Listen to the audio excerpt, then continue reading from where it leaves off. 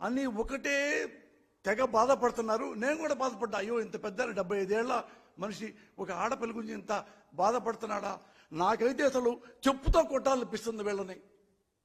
ఎంత ఆవేశం వస్తుందంటే తట్టుకోలేకపోతున్నాను. అసలు నిద్ర రావట్లేదు. రాజమండ్రిని జైల్లో ఉన్నా కదా, జైల్లో కూడా ఇదే ఏడుపు నాకు. అయ్యో బుడిక్కి నిద్రలేవు. అర్ధరాత్రి పూట లేచి అయ్యో ఆ ఇంట్లో 16 ఏళ్ల పిల్ల ఉంది, ఈ దుంప దగ్గర వీళ్ళు వచ్చి మగవాళ్ళంటారు వచ్చి తలుపు కొట్టి ఏం చేస్తారో, వయసు అయిపోయింది తెల్లట్టుకులేంటి అని ఎమ్మటే ఫ్లైట్ తీసుకొని సపరేట్ ఫ్లైట్ ఆడబ్బాయి అమెరికా వెళ్ళాడు.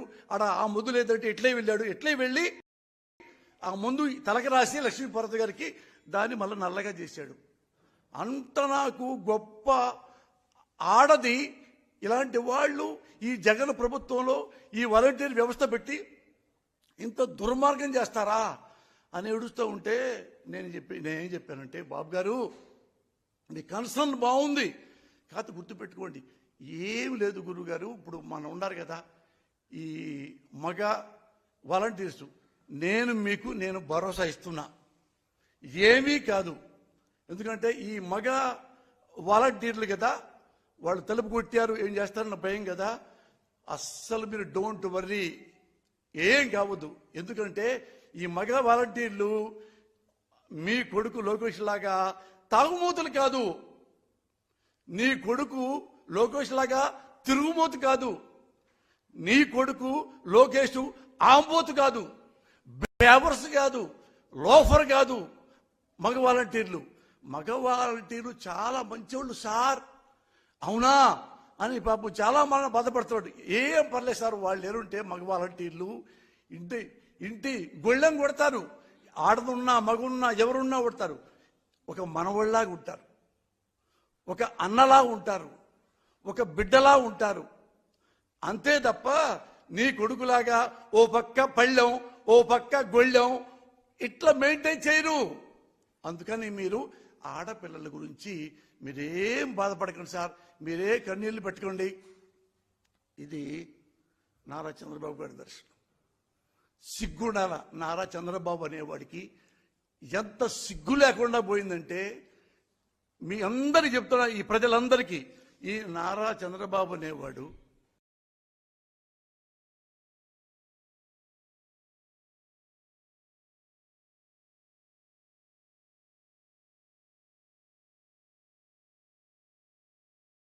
జయప్రద ఓ పెద్ద హీరో, ఆమె జీవితాన్ని నాశనం చేసి వదిలిపెట్టాడు.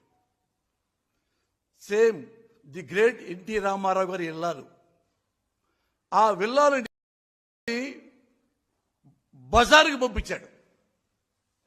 ఈయన కాదు, ఈయన అంటున్నాడు కదా జగన్ గారి ఈ ప్రభుత్వంలో ఆడవాళ్ళు ఇది వాలంటీర్లు లేడీసు అయిపోతారని. అసలు చంద్రబాబు అండ్ కో, చంద్రబాబు జయప్రద జీవితాన్ని నాశనం చేశావా? చంద్రబాబు లక్ష్మీపార్వతి జీవితం నాశనం చేశావా? రే రామోజీరావు, అరే రామోజీరావు ఎందుకంటున్నానంటే ఆయన మాది చాలా క్లోజు, మేము తప్పేం లేదు, క్లోజు క్లాస్మేట్స్ లాగా అంత క్లోజ్ అనమాట. అరే రామోజీరావు, నీ వల్ల నువ్వు డైలీ పేపర్ మీద లక్ష్మీపార్వతి దుష్టశక్తి అని ఆమె జీవితం నాశనం చేశావా? నెక్స్ట్ ఉన్నాడు రాధాకృష్ణ, కిలాడి రాధాకృష్ణ లైవ్లో 70 ఏళ్ల ఆడదాన్ని 30 ఏళ్ళు 70 ఏళ్ళు ఆడదంటే ఎవరు? లక్ష్మీపార్వతి గారు, ది గ్రేట్ ఎన్టీ రామారావు గారి ఇల్లాలు. ఆ ఇల్లాలని ఒక 30 ఏళ్ల కుర్రాడిని తీసుకొచ్చేసి ఈ 30 ఏళ్ల కుర్రోడిని లక్ష్మీపార్వతి గారు లవ్ చేస్తున్నారంట అని వాడు 30 ఏళ్ల కుర్రోడిని లక్ష్మీపార్వతి గారు లవ్ చేస్తున్నారంట అని వాడు రాస్కెల్ రాధాకృష్ణ గారు లైవ్లో పెట్టాడు. ఇంకోన్నాడు ఇక్కడ TV5 అనేవాడు, వాడు ఇదే లక్ష్మీపార్వతి గారిని ఇదే వేశ్య అని చెప్పేసి వాడు 1 అవర్ లైవ్. ఈ వదలు వీళ్ళే కాదు, వీళ్ళు ప్రతి వాళ్ళు ఆడదంటే చాలా చీపు. ఎగ్జాంపుల్ తీసుకోండి, బాలకృష్ణ ఆడది కనపడితే ముద్దు పెట్టాలి, లేకపోతే దాన్ని కడుపు చేయాలి, హ హ హ హ అంటాడు. ఏమనాలి దాన్ని?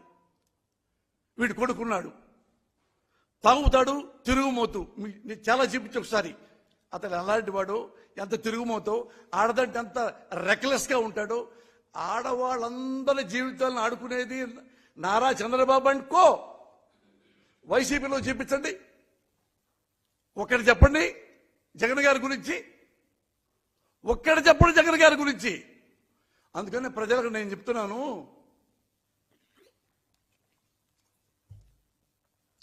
అస్సలు ఈ దొంగ వెధవల గురించి ఎప్పుడు నమ్మవద్దు. ఏ పేపర్ నమ్మవద్దు. రామోజీరావు పేపర్ నమ్మవద్దు. వాడెవడు ఏబిఎన్ ఆంధ్రజ్యోతి, వాడి పేపర్ నమ్మవద్దు, వాడి టీవీ నమ్మవద్దు. కేవలం వాడు ఏడుపోయిందంటే జగన్ గారు అతను దింపేయాలి. దింపడానికి ఏమైనా చేద్దాం మనం. అతను పైకైనా పంపిద్దాం, యాడికైనా పంపిద్దాం, మనం కూర్చోవాలి అని ఒక చిన్న మా క్యాస్ట్ చిన్న కోటరే ఉంది. వాళ్ళందరూ ప్రతిసారి ఇదే గోల. అతని ఇంట్లో జగన్ గారు వాళ్ళ ఫ్యామిలీని తిడతారు, జగన్ గారిని సైకో అంటారు, జగన్ గారిని అరేయ్, జగన్ గారిని అరేయ్. ఎవరు? ఈ ది గ్రేట్ నారా చంద్రబాబు నాయుడు. ఇలాంటి వాళ్ళని తిట్టకుండా ఎలా ఉంటాను చెప్పండి. మా వాళ్ళు అనుకుంటారు, మా క్యాస్ట్ వాళ్ళు ఏమనుకుంటారంటే, పోసాన కృష్ణపళ్ళకి బుద్ధి లేకుండా పోయింది, మన కమ్మ కిలోలో పుట్టి కమ్మాన్ని తిడుతున్నాడు, కమ్మ నాయకుడిని తిడుతున్నాడు. అమ్మా, నా తల్లి సాక్షిగా చెప్తున్నా, నేను కమ్మలో పుట్టా, మీలాగా నేను కమ్మలో ప్రౌడ్లే కలిసే కమ్మ. So what? నేను మంచివాడిని, కమ్మ కిలంలో పుట్టా. కమ్మ కిలంలో ఇంకోటితో స్నేహం చేయాలంటే ఆ కమ్మాడు కూడా మంచివాడై ఉండాలి. వాడు వెదరై ఉంటే ఫ్రెండ్షిప్ చేయొచ్చా? ఇప్పుడు నా కూతురు ఉంది, నా పెళ్లి చేయాలి. అరే మన కమ్మోడు ఎమ్మటే పెళ్లి చేసి ఎమ్మటే పంపించేస్తాం 3 మూడు శానిమూన్కి. నా కూతురికి పెళ్లి చేయాలంటే కమ్మాడై ఉండాలి. కమ్మాడు వాడు అందగాడై ఉండాలి, వాడు చదువుకుని ఉండాలి, వాడు బుద్ధిమంతుడు ఉండాలి, వాళ్ళ అమ్మ బాగుండాలి, వాళ్ళ అయ్య బాగుండాలి, వాళ్ళ ఇంటి చరిత్ర బాగుండాలి, ఉద్యోగం ఉండాలి, పొలాలు ఉండాలి, ధనాలు ఉండాలి, బంగారం ఉండాలి, డైమండ్స్ ఉండాలి. ఇన్నుంటే నా కమ్మాళ్లలో కమ్మోడిని నా కూతురికి ఇస్తా. వాడు వెదవైతే, వాడు తాగుమోతైతే, వాడు తిరుగుమోతైతే, వాడు పుండాకూరు అయితే కమ్మడని చెప్పి పెళ్లి చేసుకుంటారా? నా అల్లుడు చేసుకుంటానా? ఊరు చెప్పండి. నేను ఇదే అడుగుతున్నా మిమ్మల్ని ఎప్పటి నుంచో. ఏం కాదు కదా. ఎగ్జాంపుల్ మీరు అన్నారు, ఎందుకు అయినా మన కమ్మళ్ళలో మనం తిట్టుకోవటం. ఒక కమ్మవాడు అవినీతిపరుడు, ఒక కమ్మవాడు దొంగ. వాడి అమ్మ వాడిని క్వశ్చన్ చేయకూడదా? అంటే కమ్మవాడిని నేనొక్కడనే తిట్టకూడదు, నేనొక్కడనే విమర్శించకూడదా? మరి ఒక కమ్మవాడు దొంగ అయితే రెండోవాడు రెండోవాడు విమర్శిస్తున్నాడుగా. విమర్శిస్తున్నాడు, చూపించమంటావా? ఇదిగో ఆంధ్రజ్యోతి చూడండి. ఇది ఇక్కడ ఎవరున్నాడు? ది గ్రేట్ దొంగ అలీబాబా 40 దొంగలు. చూడండి, 5,700 కోట్లు తిన్న మోసగాడు అని ఆంధ్రజ్యోతి మన కమ్మోడు రాధాకృష్ణ గ్రాండ్కి రాశాడు. ఇప్పుడు ఈ కిలాడి విజయవాడలో ఎమ్మెల్యేగా పోటీ చేస్తున్నాడు. అమ్మా, రాధాకృష్ణ కమ్మోడే, వాడిని ఎప్పుడు తింటారు? నన్ను ఎందుకు తిడుతున్నారు? నేను చంద్రబాబు దొంగ అంటున్నాను, నన్ను రాసుకెళ్ళంటాడా, బుద్ధి అంటారా, యదవ అంటున్నాడా నన్ను? నీకు నా ఇదొక కొత్త ఒక ఇష్యూ వచ్చింది. ఇతను ఎప్పుడు మన కమ్మాళ్ళని తిడతాడు కాబట్టి మన కమ్మాళ్ళలో వాళ్ళ అబ్బాయికి మన పిల్లలేయం అంటే నా కొడుకు పెళ్లి కాదు ఇక, అంతే కదా.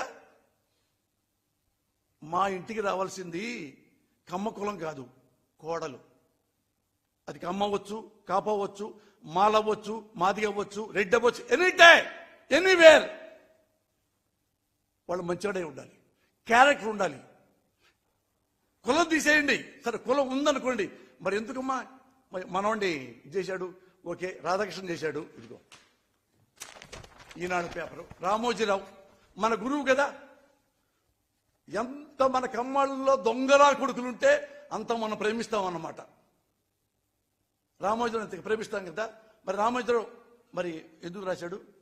ఇదిగో సృజనాత్మక రుణం అంటే 5,700 కోట్లు, బ్యాంకు రుణాలు, మోసాలు, ఇంటర్నేషనల్ కిలాడి. మరి ఈ కిలాడి గాడికి మరి ఎమ్మెల్యే టికెట్ వచ్చింది, రాశారుగా. మరి ఇదిగో రామోజీరావు గారి సుజన